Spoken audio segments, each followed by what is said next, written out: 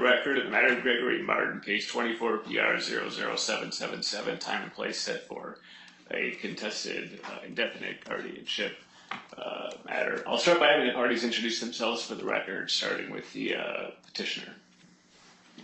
Good morning, Your Honor. Megan Salisbury, attorney for Petitioner Gazelle Fuller, bar number 134745, and with my co-counsel, Samantha Bunge.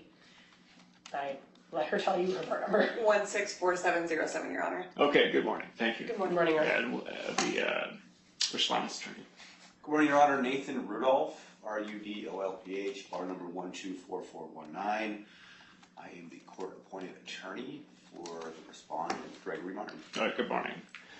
Mr. Waleed. Yes. Hi, I'm Roster K. Waleed, a.k.a. Gregory John Martin, Jr., and I'm here from Montana on behalf of my objection and termination of guardianship and conservatorship of Oregon Advocates, LLC. Okay, good morning, sir. Okay, so I want to just take care of some housekeeping matters first, make sure we're all on the same page as to what we're doing here today. Petition was filed back on about April 18th, 2024 by a petitioner requesting the temporary and indefinite appointment of a fiduciary, a professional fiduciary in this case.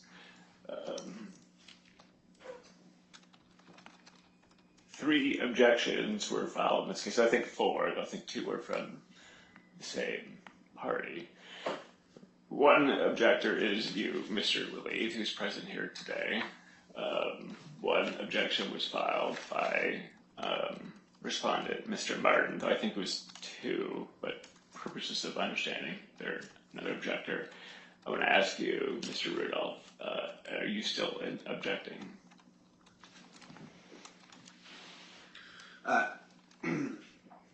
Your Honor, so I was appointed by the court to represent Mr. Martin. I've had occasion to meet with him multiple times. During those meetings, his ability to communicate with me has been, I would say, nearly non-existent. He's been able to answer very, very simple yes or no questions, but he has not been able to direct me in any meaningful or substantive way.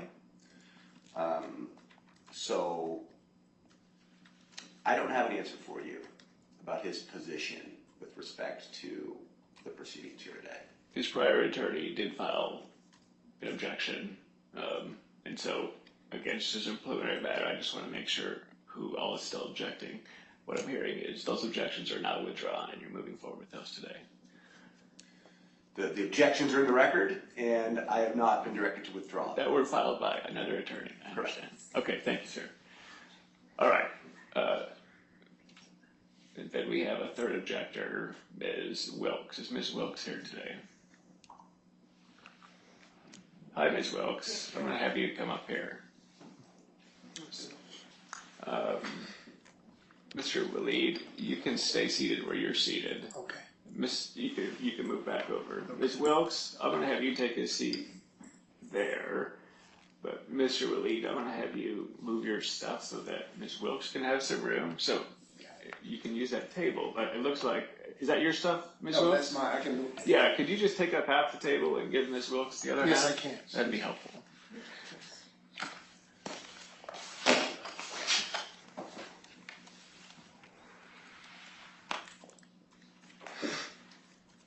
And then I believe there was another objector, Mr. Edmondson, I believe. Is that right, Ms. Wilkes? No, it would be Maybe I'm saying the name wrong. Mr. Wisdom? Earl Wisdom. Mr. Wisdom. Mr. Wisdom, come on up, sir. I'm going to have you sit next to it. You just, excuse me, pull one of those chairs up next to Ms. Wilkes, okay?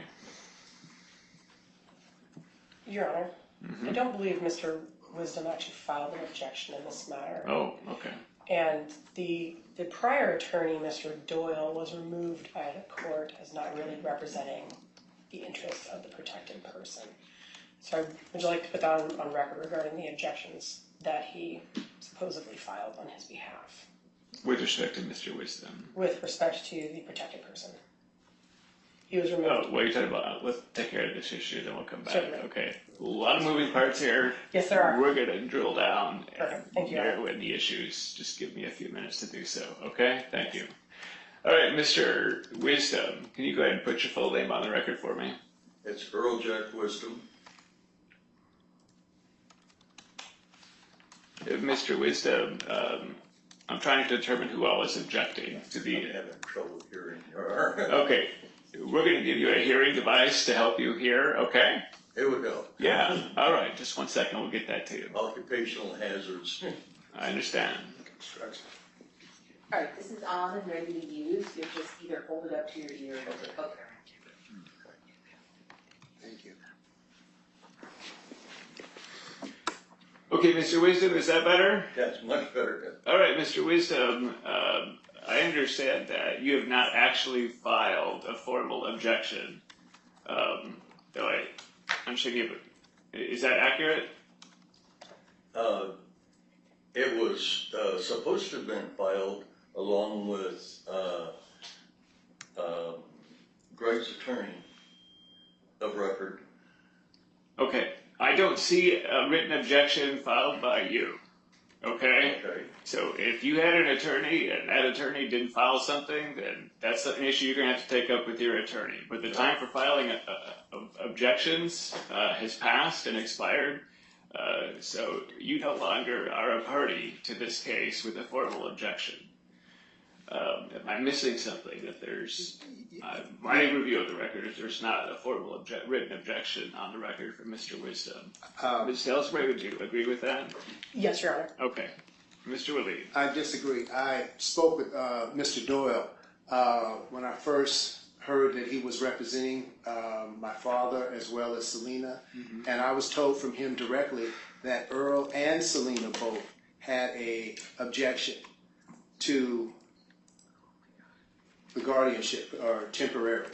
And so when I filed my objection, I mentioned that in there. That's why I included them, said something about them. Okay. Well, you can't object on behalf of someone else. Well, I okay. So, objected Mr. to Willie, them. Okay. we're going to just set some ground rules on how this is going to work today. Okay. When I'm talking, you're not. You understand that part? Yeah, gotcha. You're going to be fully heard today, but I can't fully hear you if you talk over me every time I talk. And that goes for everybody here. Do you understand that? Gotcha. Okay. So, you don't represent him. I understand you may have mentioned him in your pleadings, but you're not him. Sir, you do not have a formal written objection on the record. You may have wanted to file one, you may have told an attorney to file one, but they didn't. And so you're not a party to this case, so you may want to go talk to whoever it was that you thought was filing something on your behalf.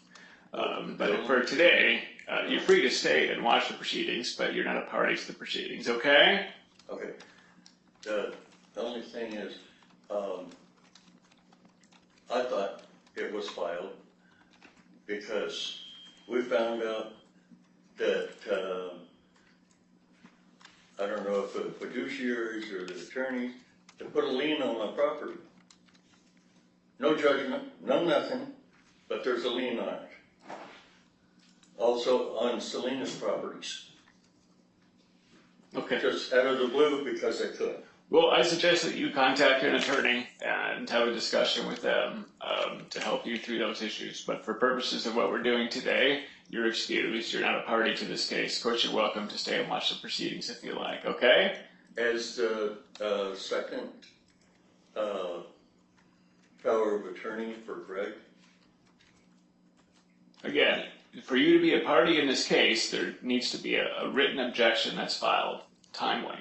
That didn't happen for whatever reason, okay? So you're excused at this time. You're not a party to this case. I suggest you contact an attorney to follow up, okay? okay. All right. Thank you, sir. You're free to go.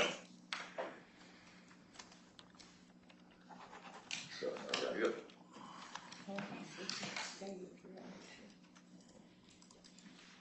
All right, Ms. Wilkes, I'm going to have you put your name on the record. Go ahead and tell me your full name and spell your last name.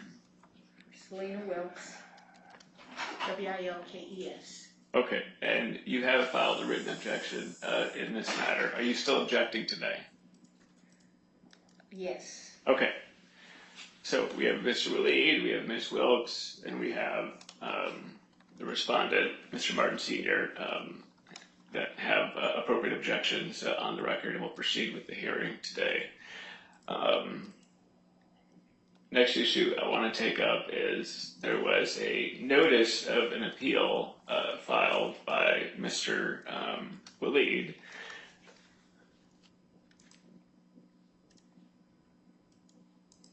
Looking for the date here.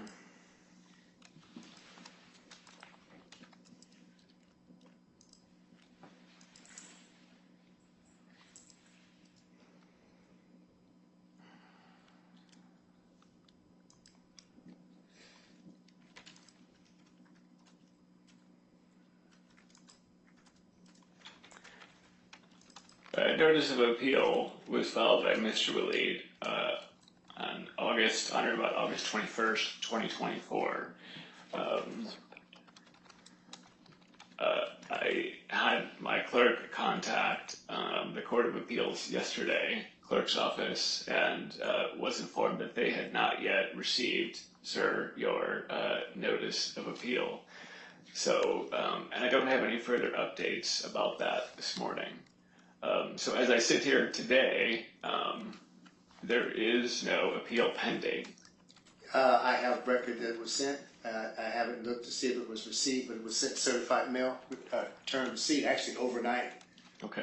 Return receipt. And you haven't received anything back from them indicating that no, they've I've accepted it? been on the road. I just got here a few days ago, so no, I wouldn't have it. As far as the return receipt, no. Okay. So, Ms. Salisbury, what do you know about this? We're discussing the appeal of the temporary protective order versus the removal. Is that what you're trying to make sure I know which one we're talking about? Well, I don't know. Are there multiple? Well, he had filed an appeal with to a decision made by Judge Alarcon regarding a temporary order, the protective order. And so I believe that's the only appeal he had filed. I don't have any additional information on that part of it, and that was 8/21. I also had not seen anything particular at the appeals court. However, I'm not positive on how long it takes to process their mail.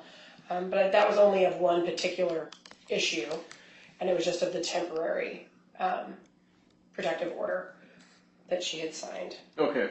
I am reading, thank you, Ms. Salisbury, for pointing that out. I am reading a notice of appeal filed by you, Mr. Waleed. It indicates that you were providing notice of an appeal from a judgment entered on July 29th, 2024 by Judge Alarcon in this county. So that would have been with respect to one of the temporary guardianships that had been signed.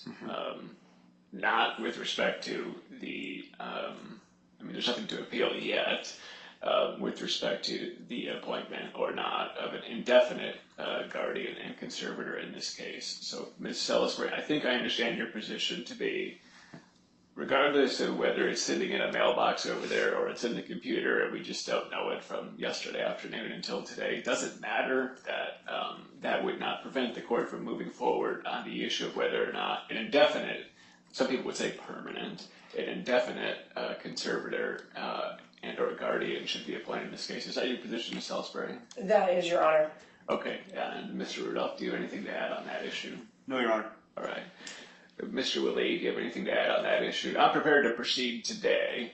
Your appeal will still go through the process with the appeals court with respect to the temporary guardianship and conservatorship that was, I think it's conservatorship too, but at least the guardianship that went through.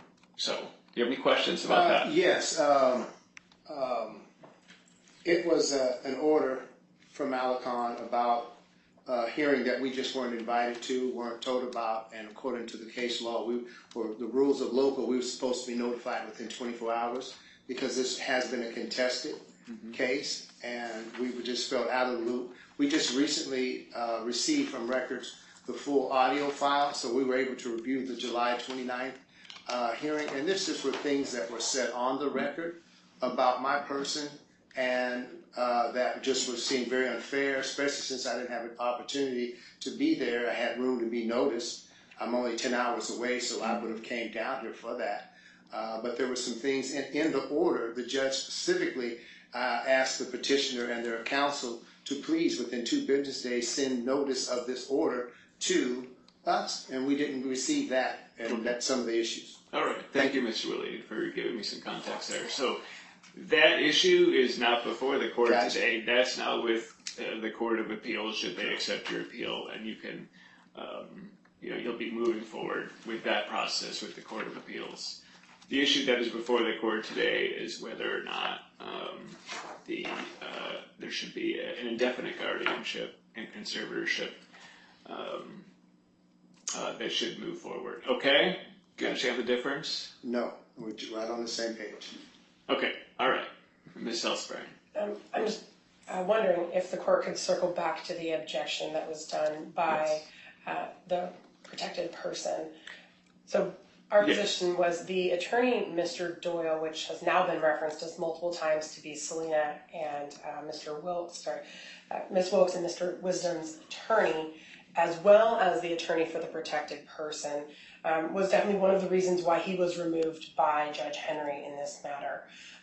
Therefore, I do believe that any objection he filed wasn't based upon conversations with the protected person at his direction.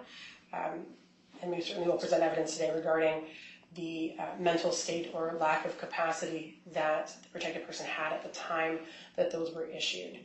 So we're asking the court to take notice of that may not be a valid objection that was actually filed.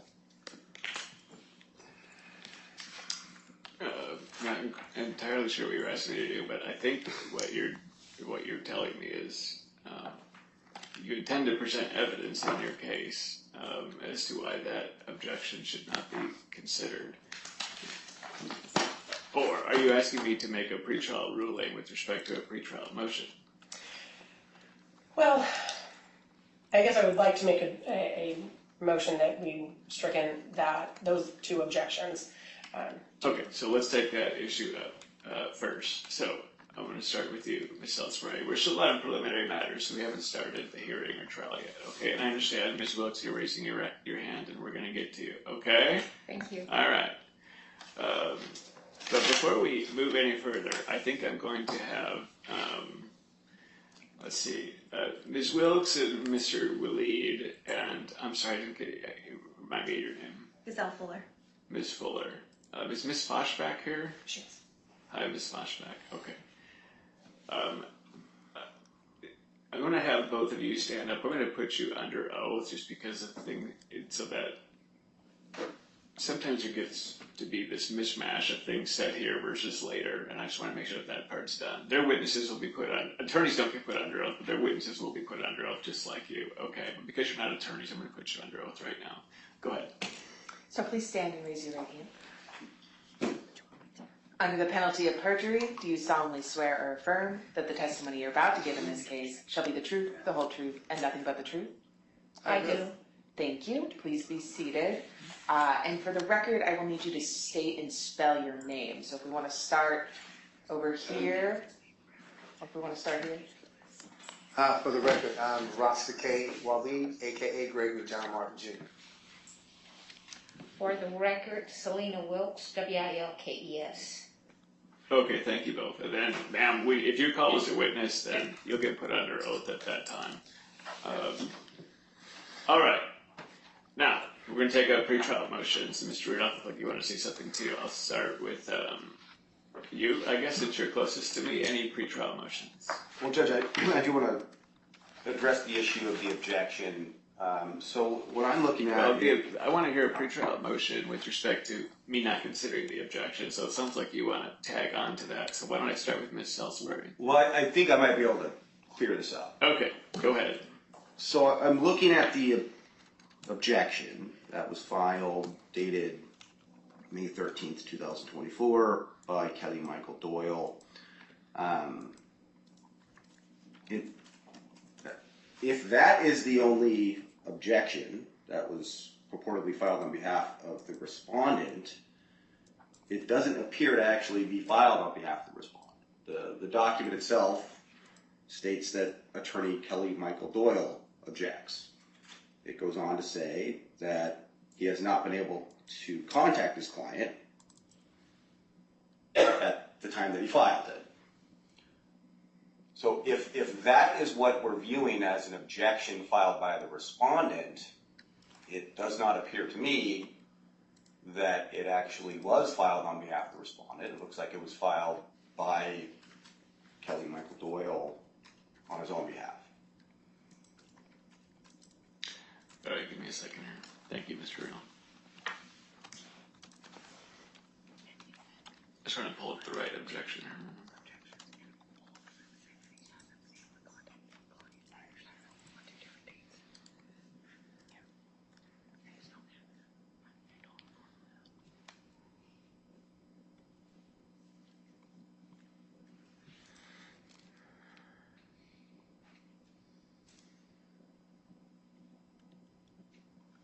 So I want to make sure we're looking at the same, Mr. Rudolph. Looks like an objection. Looks like there were two. Filed May 13th, 2024 at, I don't know, 6:43 p.m. is the timestamp.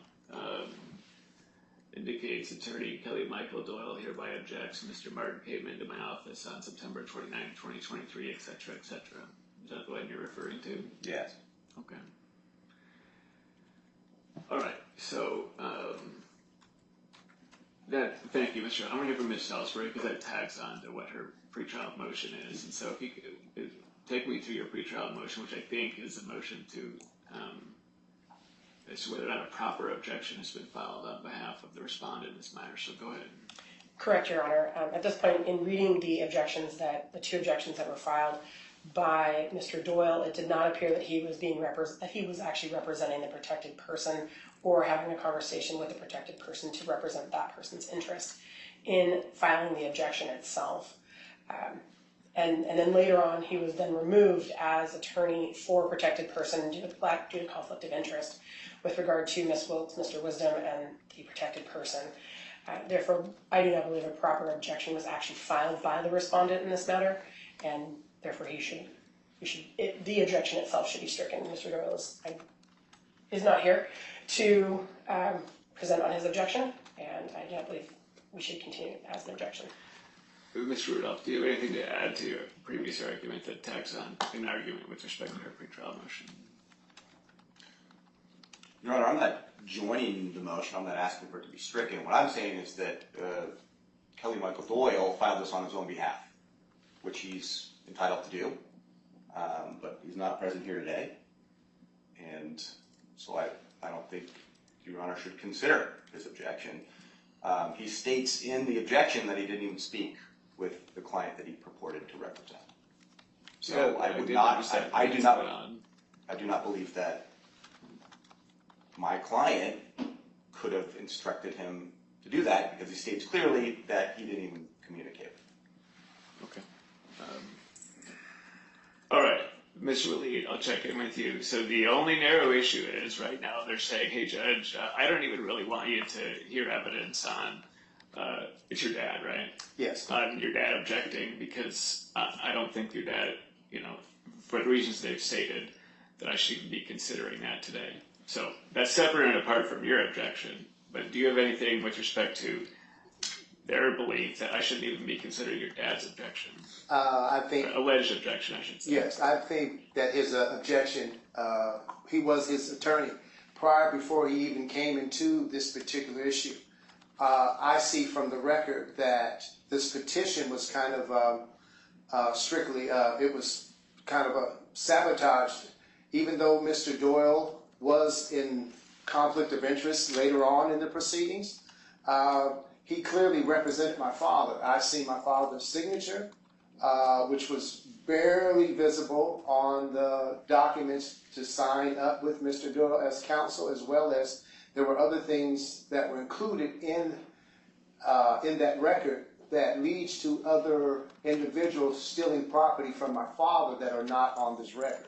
So I believe that it would hurt my father, it wouldn't be in his best interest if this objection was stricken from the record, because it was a part of it, even though Mr. Doyle could have used a little more maybe wisdom in trying to get the information across, but he was also at the same time not able to see his client.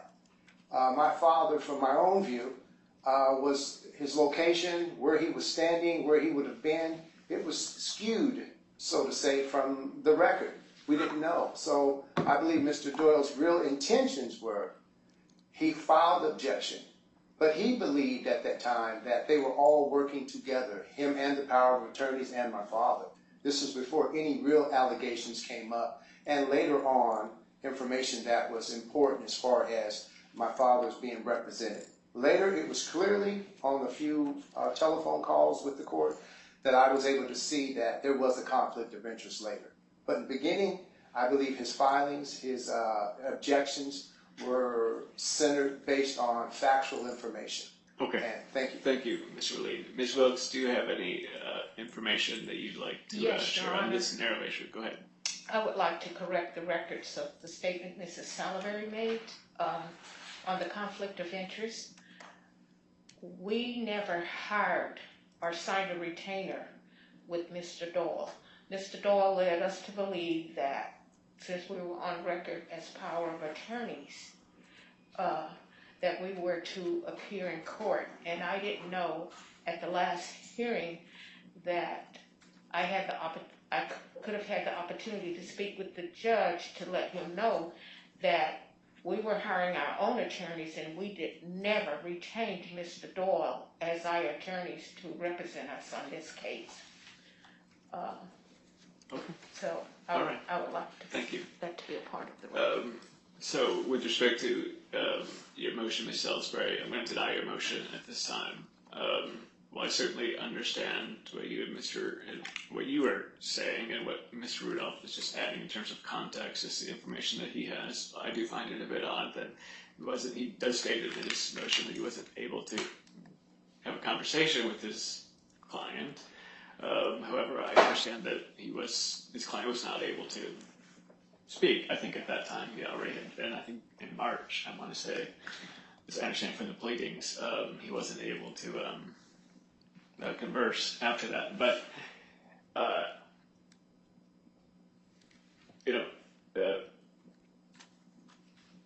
an attorney did file a motion on behalf of indicating that he had the ability, constructively by the fact that he even filed the motion, to file this motion on behalf of Mr.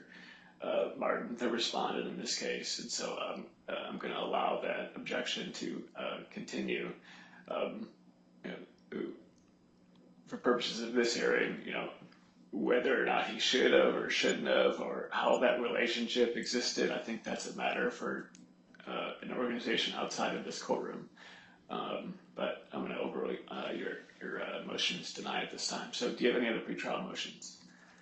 I believe the only other issue that we have is that the recent filing, in the reported filing, I won't say it was actually filed, for the removal to federal court. I don't think I have that. Okay, so let's see if it was actually filed.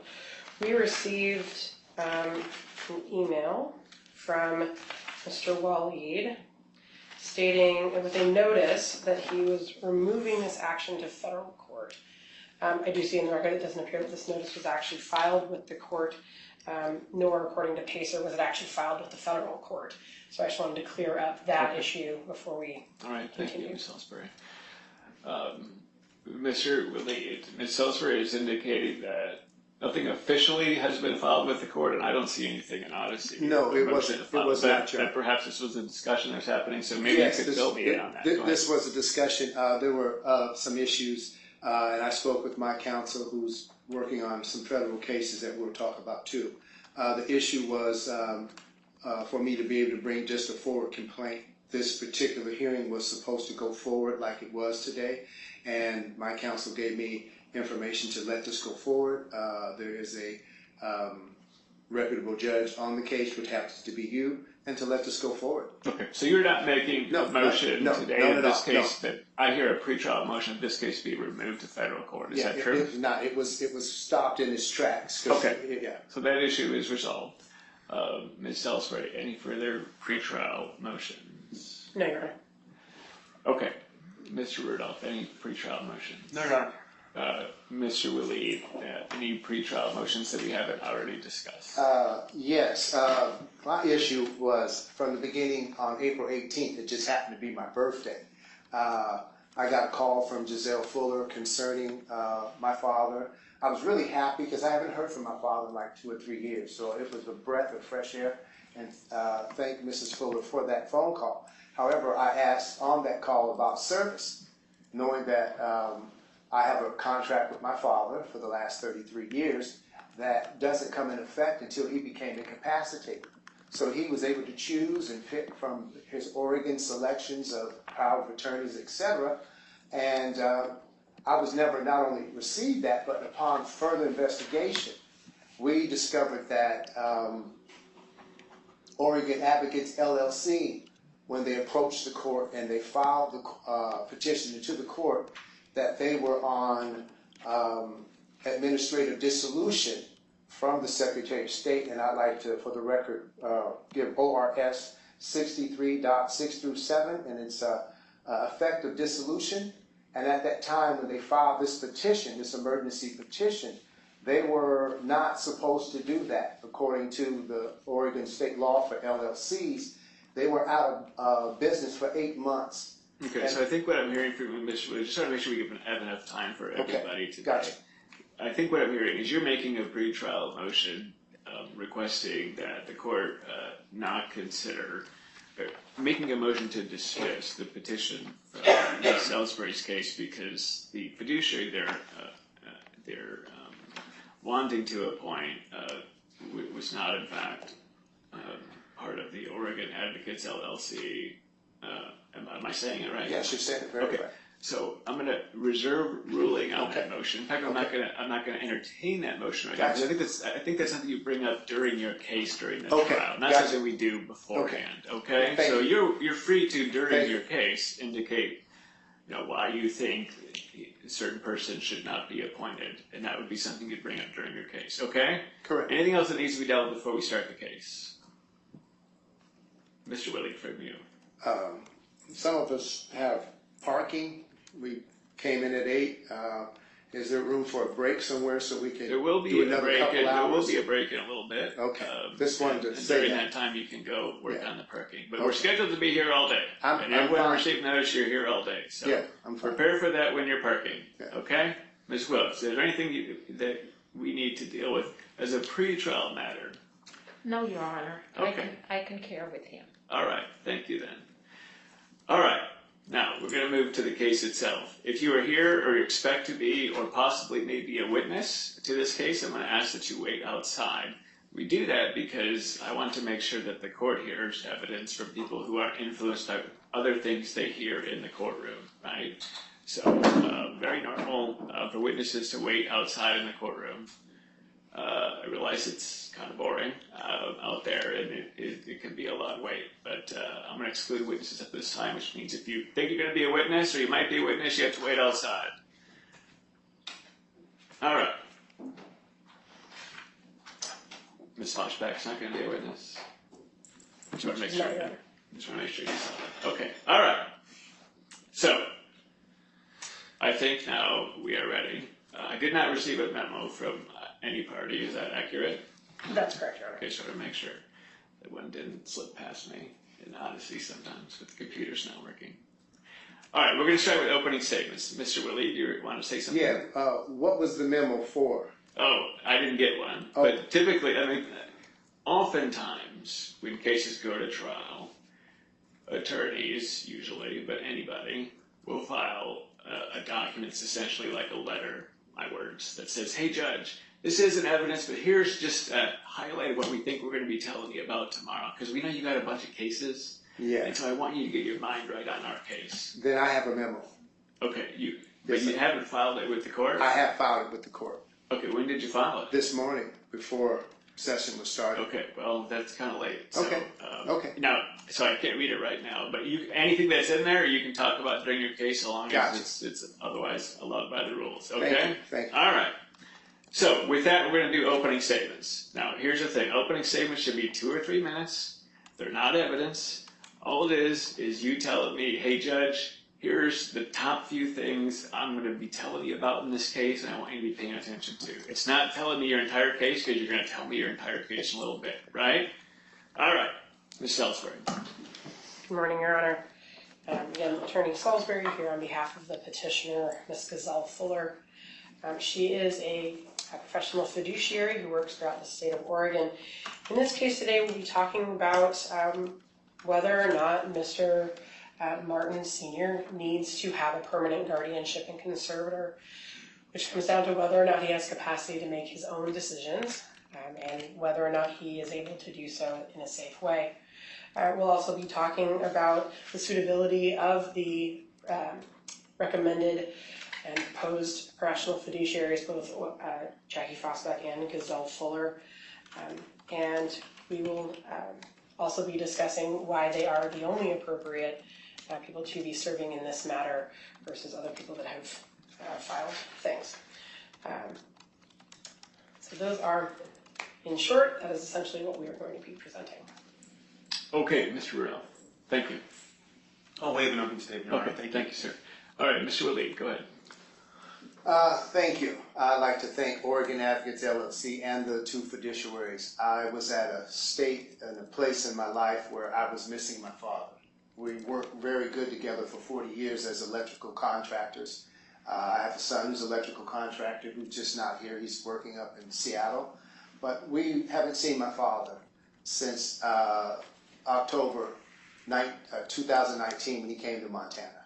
We had a little time to sit down and talk, as well as shore up some old business, and there were some things that we talked about. So I miss my father, and I'm glad that there was some type of intervention with Oregon Advocates LLC, as well as the two fiduciaries, Jacqueline Fosbeck and Giselle Fuller, as well as their attorney. I'm thankful for that, for bringing this matter to my attention. However, there was me and my father. I'd like to read something for the record, just something that he wrote, him and my uncle. It's about family planning and things like that. And in a stable marketplace where economic uncertainty clouds our cognitive processing, we must plan out our estate blueprint under pressure with intricate algorithms and formulas to ensure a degree or latitude that the business community will not see coming. That's from Nathaniel G. Martin, our elder family member who on Father's Day 1993 put together our promissory note, our pledge agreement, as well as our UCC financing statement, as well as a durable power of attorney for my father. My father's an electrical contractor. I was an electrical apprentice, and part of our agreement was for me to work for my father, use my skilled labor in exchange for the purchase of my father's properties, sale of his properties. And we were to do that by keeping invoices and records and giving them to our pledge holder, which was Uncle Nathan. He happened to be the local 296 labor president, and he was fortunate with business planning, etc., that he left his wife a really nice pension of $17,000 a month. He was an economic planner, legal professional, not a lawyer, but he dealt with a lot with labor. And he told me and my father that this is what you two need to do. For you to be a millionaire junior, and of course I was young at the time, I'm gonna hurry up and do all this, but it was all about retaining the wealth. So this was planned out, unbeknown to the fiduciaries, etc. It was confidential information, and some of it is proprietary information. So on December the 13th, 2023, I called and reported to the Oregon, I think it's the Oregon Adult Protective Services, and I spoke with Megan Huffman, who took my hour-and-a-half interview, put everything down. I told her about the problems and also the potential issues that were going down with my father, him being maybe kidnapped and people moving in on his property, and I gave her that information. So I'm going to talk about that, which is really the foothold of what has happened, because information was not given to me after that point. So when these petitions were filed, my father was sitting in a hospital for 30 days. So part of my presentation will be to talk about that, as well as talk about the instruments that were created that are a foolproof safety plan for my father, but it didn't kick in until he became incapacitated. So when I never heard back from Megan Huffman after they determined him to be incapacitated, which was in March of 2024, I was told by third parties where he might have been 2 days before, a day before Mrs. Fuller called. So we were just kept in the dark. Had I known, probably this proceeding wouldn't have happened. We'd have been able to move forward and obtain things a different way, but it kept my family in the dark, and it's kind of like imposing this petition on us that was not what my father had planned when he was in his right mental capabilities. Thank you. Okay, thanks, sir. Ms. Wilkes, an opening statement. Some of this I've never heard before. I've known Mr. Martin for 50+ years, and Mr. Martin does have constitutional rights to change things, and he did that when he learned that the children were stealing real estate from him, including the particular house on Northeast 8th is when Mr. Martin went to an attorney and had everything revised. So, what would you like to be addressed as? It's Rasta. Rasta? Oh, Greg Jr. You can say. Greg Jr. I'll say Greg Jr. That's more appropriate. Greg Jr. and So, just in Yes. this courtroom and in this courthouse, we use last names. So Oh, I okay. appreciate that Okay, you're okay I'm with that, sorry, but I didn't know. We're going to use last names. So- So it's Mr. Mr. Wally. He's under Wally? Yeah, Okay. Waleed. Okay, so Mr. Martin revised everything, because the $900,000 property was stolen from him through his children. And, I'll be able to talk more on that as to why he appointed us as the power of attorney, and we were unaware of the documents that he had got notarized in April. We didn't know about them till July, after he was being discharged from the nursing home, when they wanted to just put him away in a senior adult home. And there's other things that I would like to object to that Mrs. Salaberry put in her motions. And I have no problem. Mr. Martin does need 100% care. I have not seen him since March 24th, but I was informed that he has deteriorated, so he does possibly need fiduciaries, but I object to those two fiduciaries. Okay, thank you, ma'am. Thank you. All right, Ms. Salisbury, first witness. Thank you, Your Honor. We are going to call,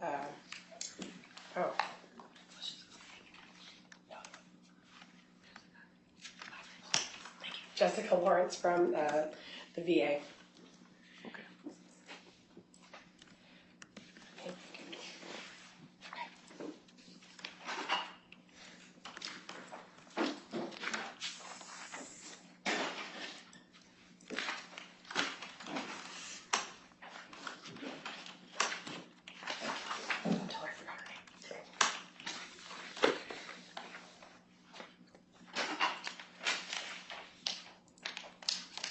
Ms. Lawrence, come on up here. I'm going to have you come up to the witness stand to my right. When you get up there, stay standing and take some direction this side over here. Yeah, that's okay. It's probably a good thing if you don't know your way around the courtroom unless you work here. I'm going to have you stay standing and take direction from my clerk. Please raise your right hand. Under the penalty of perjury, do you solemnly swear or affirm that the testimony you're about to give in this case shall be the truth, the whole truth, and nothing but the truth? I do. Thank you. Please be seated. And for the record, please say your first and last name. And First spell name them is both. Jessica, Jessica. Last name is Lawrence, Lawrence. All right, Ms. Salisbury, go ahead. Thank you so much, Your Honor. Good morning, Ms. Lawrence. Thanks so much for hanging in. We have a couple other things going on. Can you explain to me what your occupation is? I am a licensed clinical social worker. I work in inpatient at the Portland VA. I'm going to move this direction because I feel like I'm going to turn really far. You work at the VA, Yes, and you happen to know Mr. Martin Sr. I do. And can you explain to the client a little bit about how you know him? A little bit of context about how the VA works. When somebody admits to inpatient, they are automatically assigned to a team, and that team comes with a social worker. So when Mr. Martin admitted to the hospital, I was assigned to his case, and that's essentially how I met him, and everything kind of unfolded from that day. Okay, and do you remember about what day that was? It was late March. I can't remember if it was the 25th or the 27th, but it was 20-something Was that this year? of this year. Okay. And can you go into a little bit about the condition he was in when he was first admitted?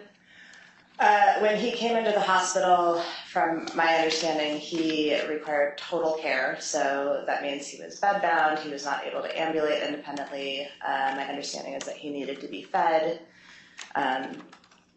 was incontinent, needed incontinence care, all of that. He really provided little to no engagement in terms of verbalizing his needs, his wants, his wishes. My initial interactions with him, he was able to respond to very direct, limited questions, so yes/no questions. But even that, it was never really clear whether or not he fully understood what was being asked. And did you have an occasion to learn maybe who his powers of attorney were at that time? Yes, so the day Mr. Martin actually admitted to the hospital over the weekend, and I don't work weekends, so one of our weekend social workers had gotten a social work consult for him because there was some question about power of attorney. He presented to the hospital accompanied by Earl Wisdom, who stated that he was the power of attorney. However, we had nothing on record to back that up, and Earl was not able to provide us anything to back that up. So there was a lot of question about whether or not this gentleman was in fact somebody who could speak on Mr. Martin's behalf. Obviously, Mr. Martin was not speaking on his own behalf at that time. So we had to do some digging to get a power of attorney document, and we did not have it immediately. I think it took about 3 to 5 days before we got it. So there was no VA power of attorney on record? Correct. And when you received the document, was Mr. Wisdom the only person listed as the power of attorney? It was Earl Wisdom and Selena Wilkes were listed as power of attorney. Did you have an occasion to talk to them? Yes. What did you talk to them about? I initially reached out to them to discuss discharge planning. When Mr. Martin came into the hospital, he was medically stable. There was no reason for him to be admitted other than concern for how he was getting his care needs met. So I reached out to both of them on numerous occasions to discuss discharge plans. I met Earl in person on 1 or 2 occasions. At the beginning of Mr. Martin's hospitalization, I never met Selena in person. My understanding was that she would not come to the hospital for a variety of reasons, but I did speak with her on the phone. And were they able to consent to any discharge? They were able to consent to conversations about discharge, but they were not, I would say the participation was lacking. I was not able to actually coordinate any sort of discharge planning with them the entire time that I was speaking with them. Okay. Were there periods of time where he did need some form of medical care? Yes, there, I believe, and I can't speak to his medical care specifically. I'm not a doctor or a nurse, but I believe that there was an occasion where he needed IV antibiotics or a transfusion, something. And I believe that the doctors had to reach out to Selena or Earl, but I am not entirely sure. Do you recall from the record if he was ever able to obtain any care? I believe that he was able to obtain care. Okay. And at some point, did you have a conversation or get in contact with Adult Protective Services? Yes, Adult Protective Services was called almost immediately. And what resulted from that? Over a long period of time, the end result was that it was determined that emergency guardianship needed to be applied for. I'm sorry, I didn't catch all of it. What happened?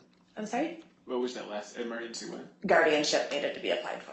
Okay, thank you. Okay. And did you ever, or to your recollection, did Mr. Doyle ever attempt to come to the... Not that I'm aware of. I never heard from him. Folks on that ward are pretty good about letting me know anytime anybody comes to visit Mr. Martin, and to the best of my knowledge, Mr. Doyle never once set foot in the hospital. Okay. And at any point, did Mr. Woolley ever come and visit the hospital? Yes, I met him. He did. Okay. How did those interactions go? They seemed friendly. It seemed like he had concern for his father at the time that I met him. It seemed like he was excited to see him. Our interactions were at that time very limited. It was just a friendly visit that he was having with his dad. I happened to be there in the room. Made a point of coming down to meet him, but we didn't discuss a great deal about his dad's care or needs at the time. Were you ever notified that he removed his father from the room? Yes, I was told that he had come to visit and that he had taken his dad off the ward in a wheelchair. Don't know where they went. What I'm told is that they went down to the canteen and just went for a walk around the hospital. Was there any occasion, in your records, did it say whether or not he had fed his father or anything? I got an email or a notification from Ms. Wally that he had fed his father mother's cookies and hot chocolate at some point during that visit. Do you know from the record if there was any restrictions on food at that time? My understanding from the medical record is that there is a diet order in place that would have not included cookies. Because he's at choking risk. Choking risk, okay. So he didn't know or didn't understand that there was a choking risk? I don't know that he was told. I wasn't in the room when he left, but it would appear that he did not recognize that there was a choking risk. And have you engaged with Ms. Fuller and Ms. Fosbach? Yes. And tell me about those interactions. Shortly after talking with APS, and APS had moved forward with the emergency guardianship process, I spoke with Ms. Fuller basically about what Mr. Martin's needs were, and the interactions have been positive. I haven't had, I know there have been a couple of occasions where Mr. Martin needed specific medical care, and I believe Ms. Fuller has been very easy to get a hold of and very responsive. And I know on my end, a primary thing that I do in the hospital is discharge planning, and she has been very responsive to me and very aware of what the needs are in those interactions. Do you feel like she's engaged with Mr. Martin on his care needs and planning? I do. And any concerns regarding the interactions with Ms. Fuller, in particular with regards to her ability to provide good services to Mr. Martin? No concerns. No concerns. If you were in a similar situation with a different client, would you recommend Oregon Advocates, in particular Mr. Objection, Your Honor. Objection. Mr. Willie, what's the basis for your objection? It's leading the witness. Overruled. Ms. Wilkes, your objection.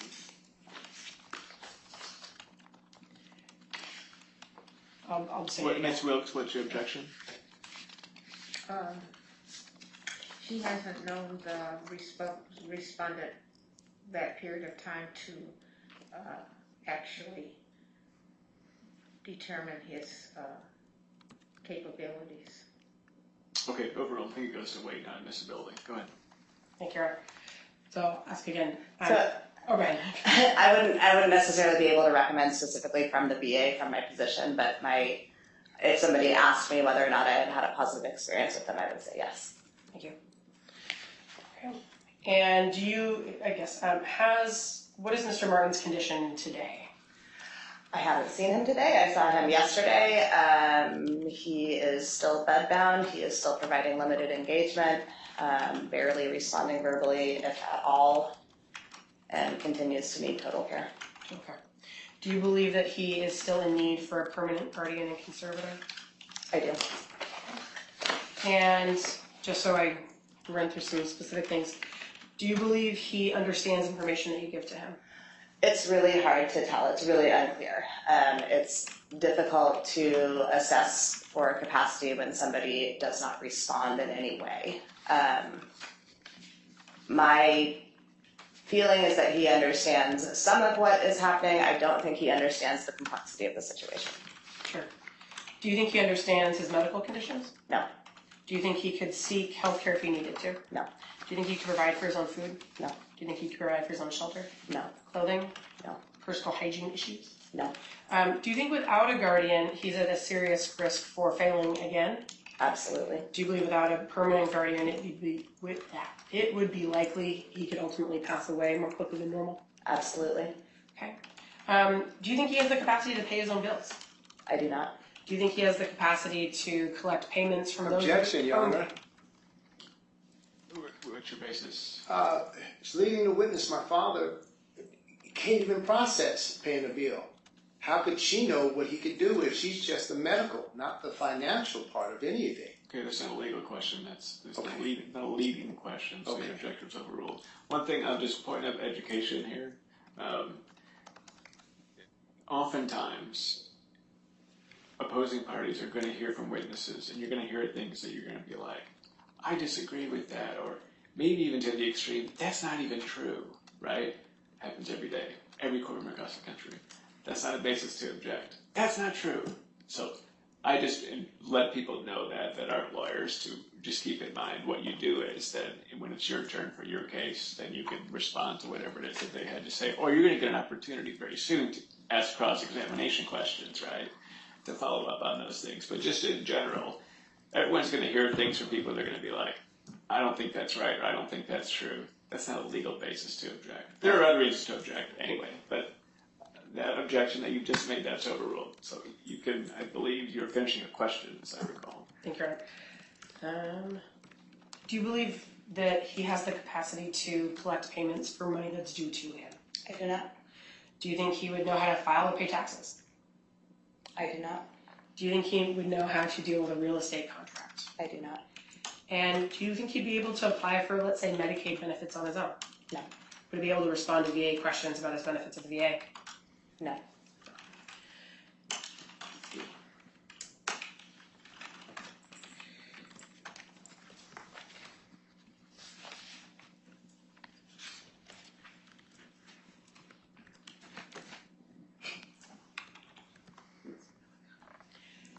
You mentioned that Ms. Wilkes doesn't come to the VA for a variety of reasons. Do you know any of those reasons? I was told on one occasion that it was because of the parking. I was told on another occasion it's because she had concerns about COVID. It seemed in the times that I tried to interact with her that there were different reasons given each time. Since the filing of this petition, have you gleaned any information about other interactions Ms. Wilkes has had with other VA customers?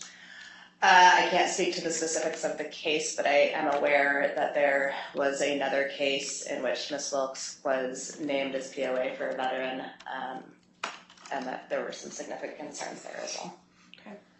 Okay. Okay.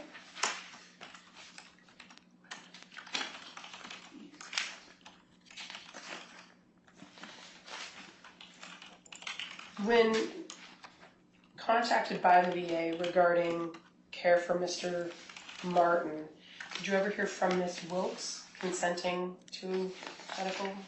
I wouldn't have been the person hearing from her. So I'm not that I am aware of, but you would need to ask the doctor. Sure. I guess I'm assuming in the medical record, is there any record of her, of that person where she consents? Not that I'm aware of. Okay. Is there anything in the medical record where Mr. Wisdom consents?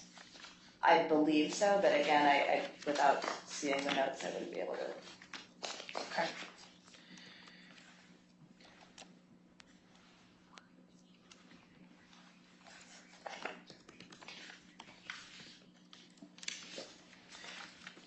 So, given that he may have consented to a procedure, why do you believe, or did you agree with the idea of an emergency guardianship and conservatorship? Because there were a lot of red flags in the beginning. One of them being that we were not able to get the POA agreement in the first place. I believe that the way we actually got that was that APS was able to get it from a different hospital.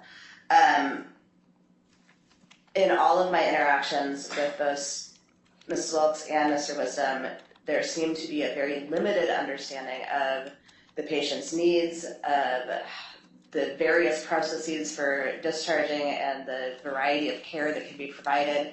Every time that I suggested really anything, I was told that it wouldn't work for XYZ, but there was no engagement or participation from either of them to help develop other ways of getting the patient's needs met, and he has a significant number of needs. So my primary concern at the beginning was that these people, not necessarily malicious, but they did not understand the level of care that was necessary.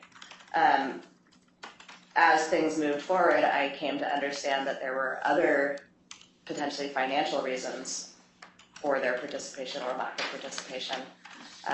But my initial concern was that there just seemed to be really little to no understanding of what the needs were. Did that put Mr. Martin at risk? Yes. In one of the interactions about discharge planning, was there a conversation about being able to apply for, or how to pay for long-term care? Yes, there were multiple conversations that from what I recall, there were requests from Ms. Wilkes that we apply for Medicaid for the veteran. That's not something that we can do. Again, somebody has to sign for that. Somebody needs to be able to consent to that application. I also was led to believe at the time that Mr. Martin had resources, he had assets, and believed that he would not be financially eligible for Medicaid at the time. There was also some discussion of transitioning him into an adult foster home at some point, and I believe Mr. Earl said that he had spoken to somebody, he'd done a job for them, and that they might be able to give him a discount. And there was another occasion where we had talked about moving him into a nursing facility, and then when it came to the question of how it was going to be paid for, we kind of hit a dead end. I even tried to get a contracted nursing home exception for him through the VA, where the VA would have been willing to pay for 45 days of care, but that would have only worked if there had been participation in figuring out what happens next. Okay. Do you believe that with this matter that a professional fiduciary is necessary? I do. Do you believe that any of the parties in this room that are not professional fiduciaries would be appropriate to serve? My feelings are that no, I don't think so. Okay. What would be your concerns about, for example, Mr. Waleed serving? My concerns at this point are I have seen several of the motions that have been filed, and it does seem that there is a conflict of interest. There's a lot of discussion about how his father owes him money, or they share money, or there's another motion that was filed that made it appear that he was suing his father, so I feel like that would be a conflict of interest. And again, at this point, what Mr. Martin needs is somebody who is able to understand his options for discharge, his options for higher level of care, and how that can be paid for. And the main thing at this point would be long-term Medicaid benefits, which he now has in place, but somebody needs to continue to monitor that. And he has long-term Medicaid benefits, assuming because he has no assets. He has no assets, and because Gazelle Fuller completed the application for him. Okay. So the temporary fiduciary was able to get that Correct. completed so that he had that in place. Okay.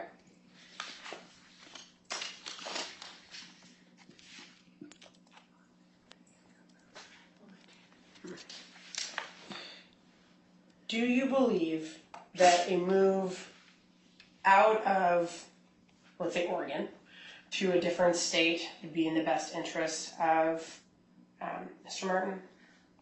Only if it could be ensured that he was moving into, again, a higher level of care, and he would again have access to the benefits that he would need. I don't know anything about other states' Medicaid long-term care benefit things. I know a limited amount about Washington State, but most of my knowledge is within Oregon. If he were to move out of state, he would need to transition his Medicaid benefits, which is not easy. He would need to transition care into a new VA facility, which can be done, but without expressly wishing or stating that he wishes to leave the state, I don't know the amount of work that it would take. I would be concerned. Do you think he's medically appropriate to be able to do a long drive or a flight? Absolutely not. So he's not medically stable enough to do that. I mean, I guess I cannot speak to his medical stability. I know what I am told by the doctors is that he's medically stable for discharge. I think that a long drive would not be in his best interest. It would put a tremendous amount of pressure on parts of his body that are already sensitive. And he also potentially needs IV antibiotics right now. I don't see why we would transition somebody out of state with that. Certainly. And as of this point, he couldn't state he wanted to do that. No. Or at least not to me. He has not stated much of anything to me. I think we've asked you a lot of different questions.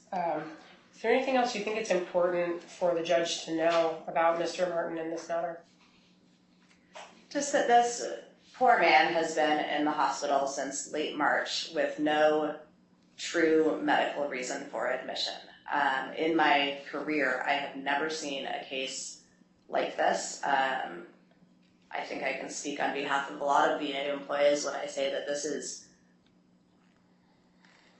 so much more complex than it needs to be. This man simply needs to transition to a higher level of care so that he can live out the rest of his days in comfort and peace. The fact that he remains in the hospital is extremely upsetting on a number of levels, and I think that that is important to note. When it comes with the discharge at this point, would you say,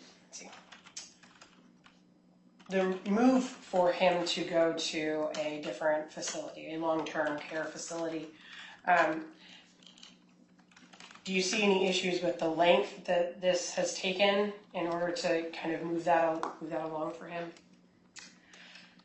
I believe what you're asking is are there, well, I guess let me clarify. Are you asking whether or not it is normal for it to take this long?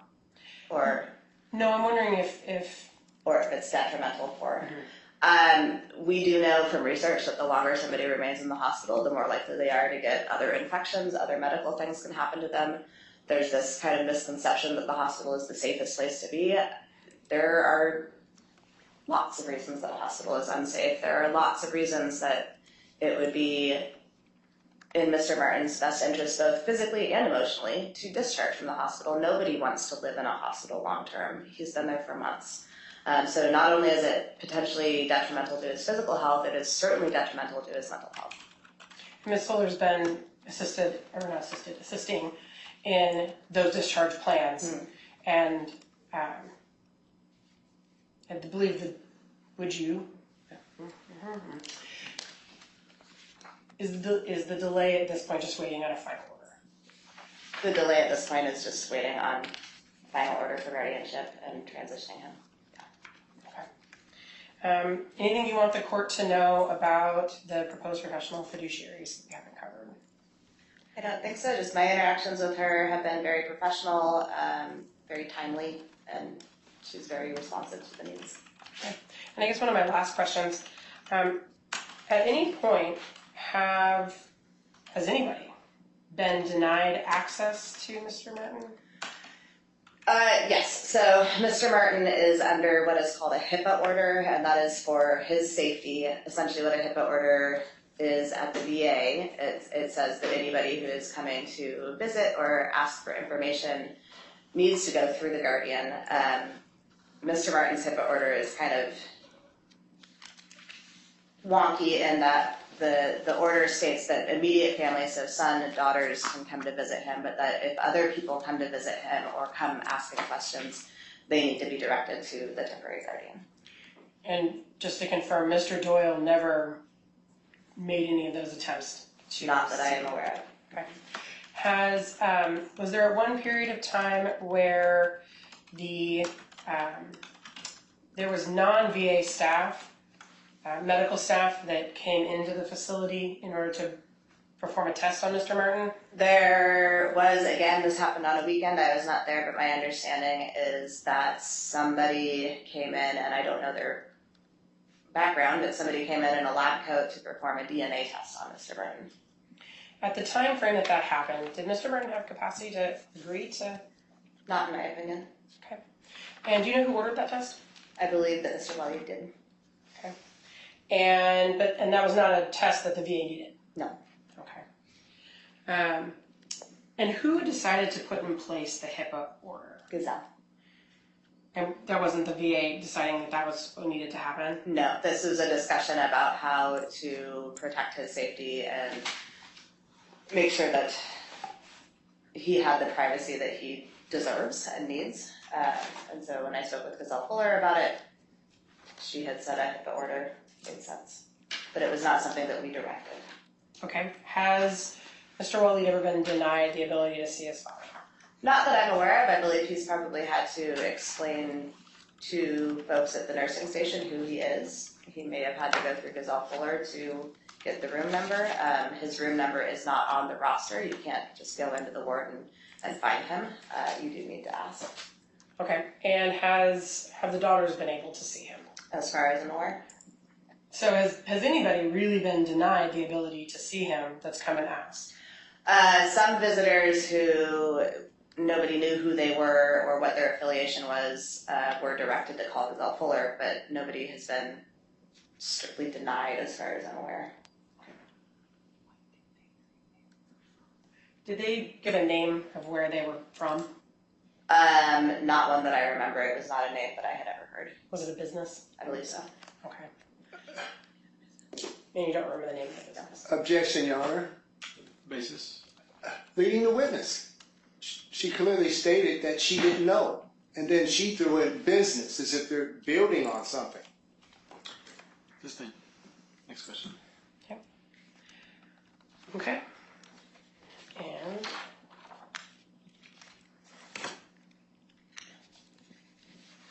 is the VA in agreement with the HIPAA order? Yes. Do they think does the VA believe that's in the best interest? I cannot speak for all 4,000 people that work there. I think that there are some significant concerns within our team that we need to protect Mr. Martin's privacy and make sure that people who have no business asking questions about his medical health are coming in doing so.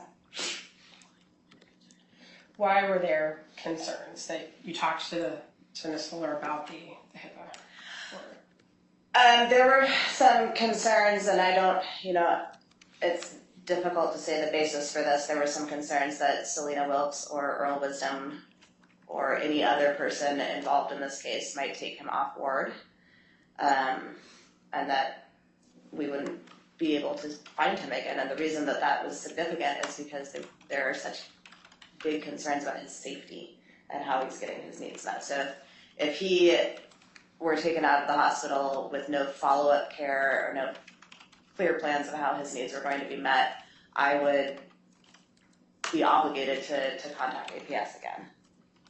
Okay. So it was kind of put in place to protect. Correct. Okay. I think those are all my questions for now. Okay, thank you. Mr. Riddle. Thank you, Your Honor. Good morning, Ms. Lawrence. Fine. During the time that Mr. Martin's been in the hospital, to your knowledge, has he ever expressed to you or anybody else any desires related to his medical care? Not that I'm aware of. Not to his medical care. Any desires relating to his discharge planning? Not that I'm aware of. I know that the one time we thought that we had a discharge lined up, and I believe it was an intern or a resident had mentioned to him that he might be leaving, and it seemed like he did have a reaction to that. It seemed like he was excited about it. I don't know exactly what words were said, but it sounded like he had some sort of either like a facial reaction or something that showed he recognized the potential for leaving the hospital. Has he ever expressed any desires relating to his family? Not to me, not that I'm aware of. What about his finances? Not to me. What about this guardianship proceeding? I have not gotten any indication from him that he objects, is into it, understands it, really nothing. How long have you been a licensed clinical social worker? I was licensed in April of this year as an independently licensed social worker. Prior to that, I was a clinical social work associate, meaning that I was practicing under supervision. Okay, and how long have you worked in a hospital setting? I've worked at the VA since May of last year. Prior to that, I worked in skilled nursing and then interned for a partnership project through HSU. And during your professional career, have you ever seen a person languish in a hospital for this amount of time? No. And you mentioned that a hospital can be a dangerous place when Correct. you're not medically required to be there. Correct. So how would you describe your level of concern for Mr. Martin as he's been over the past few months? Very concerned. I know that on, I believe, 2 occasions now, he has contracted C. diff, which one would assume that wouldn't happen if he weren't in the hospital. Hospitals do everything they can to limit the spreading of germs, contamination, all of that stuff. However, some things happen. It's just how the world works. And I think that if you weren't in the hospital, surrounded by other people who are sick, I don't know that that would happen as much. No further questions, John. Thank you. All right, Mr. Willie. Thank you. Hi, Jessica. Hi. I believe I met you the first time in May. Which month did we meet, or day do you remember us coming to? I don't remember a specific date. I believe I met you in May as well. Do you keep a journal or a record of any visitors with my father? Oh, not if it's clinically not if it's not clinically relevant. Would you? Okay. Are you a legal professional, or do you have a background in legal attorney or anything No, I do like not. that? Where are you getting these motions or reports from the court pertaining to what you said before, your opinion about different things? The motions that I'm talking about, you sent me. Okay, so you are in receipt of information that I was sending. Several of them, yes. Thank you. First of all, I found out how long you've been. Thank you for answering those questions. My concern is, do you do you associate a lot with nurses, the doctors, or the nurses' assistants regularly? Do you know any of the names of my father's staff? I know the names of your father's doctors. That rotates every week or so. I know the names of several of the nurses on the ward. However, the nurses change as well. Okay. Are you familiar with Phoebe? Yes, I am. What about Victor? I don't know Victor. Monica? I don't know Monica. Okay. What about in my father's or any particular room there at the VA? You are familiar with the board that has. Your Honor, can I bring something to show her? Is this your name? So, Mr. Willie, I'm just going to have you, is that marked as an exhibit? Can I mark it as one? It's in the file of everything else. Okay, if you're gonna show something to a witness, I'm gonna have you mark it as an Okay, exhibit. can we mark so this as an exhibit? Bring it up to my clerk here. Thank you.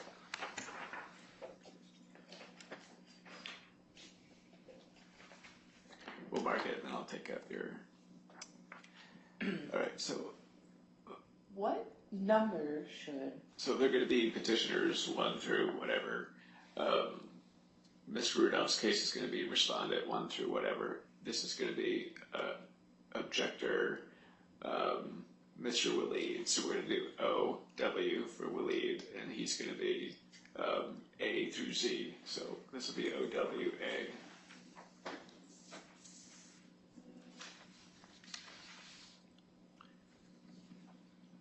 And have you provided a copy of that, Mr. Waleed, to the opposing side. Okay, I'm gonna have you show a copy of Yeah. what is now been marked as OWA as a capital And I don't mind to the passing them parties. around. Sure, yes. Thank you. And then we'll take it up from there, okay? This here is exhibit 2. This is what? Yes, these 3 as well. They're all different, but they look the same for now. All right, let me just mark these really quick as OWB. And it's, there's 4 here, right? Yeah, there's 4 Okay. total.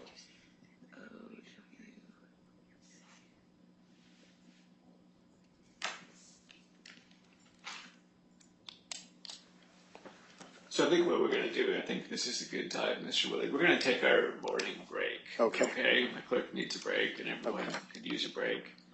What we're gonna do then is, I want, and ask that you take the time, any exhibits that you think you might wanna show the other parties. Gotcha. That'll help expedite matters, otherwise you're gonna just show them each one every Thank you. time, and that can delay the process, so. It's 10:40, we're gonna come back at 10:55, get off the record.